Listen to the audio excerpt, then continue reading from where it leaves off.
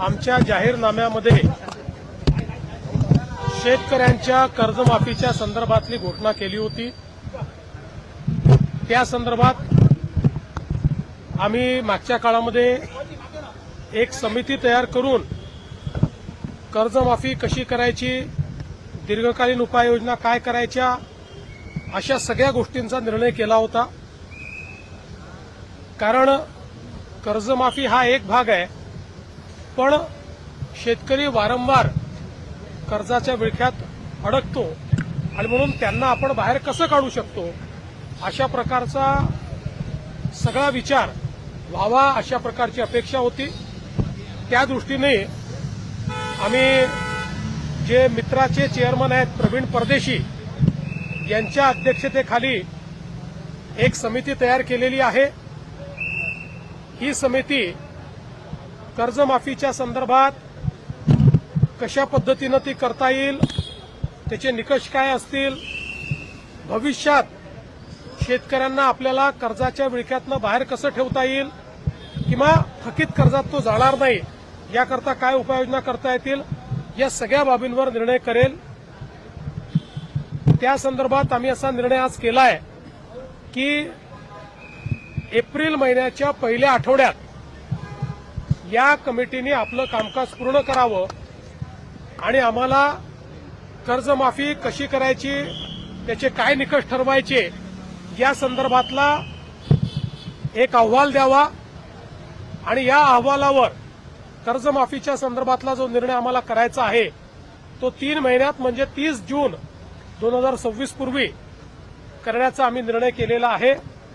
त्यामुळे आता सगळे टप्पे आम्ही या ठिकाणी ठरवलेले आहेत। सगळ्या नेत्यांशी आमची चर्चा झाली, अतिशय सकारात्मक चर्चा झाली।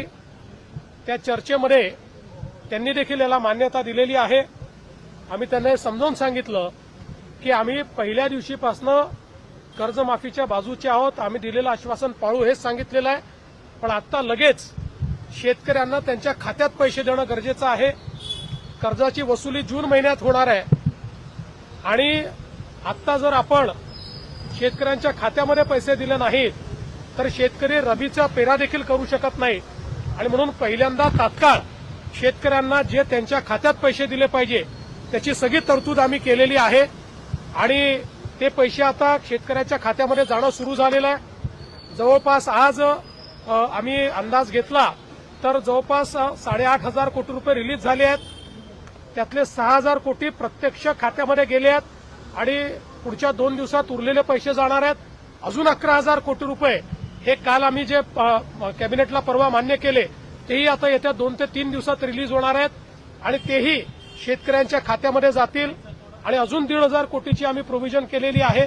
त्यामुळे आता शेतकऱ्यांच्या खात्यामध्ये पैसे जाणं हे महत्वाचं आहे, ते आम्ही जाणं सुरू केलेलं आहे आणि माझा अंदाज आहे की पुढच्या 15 ते 20 दिवसात 90% शेतकऱ्यांच्या खात्यात हे पैसे पोहोचून जातील। 10% कदाचित अनेक वेळा आम्हाला अनुभव आहे, खात्याच्या अडचणी असतात, त्या जाऊन सोडवाव्या लागतात, मल्टिपल खाती असतात, अशा प्रकारच्या गोष्टी असतात। त्यामुळे तेही आम्ही त्यांचेही जे बाकी 10% आहेत त्यांचेही आम्ही त्या ठिकाणी पूर्ण करू आणि फॉर्च्युनेटली याला कुठली आचारसंहिता नसते, त्यामुळे आचारसंहिता लागली तरी ही मदत त्यांच्या खात्यामध्ये जाऊ शकते।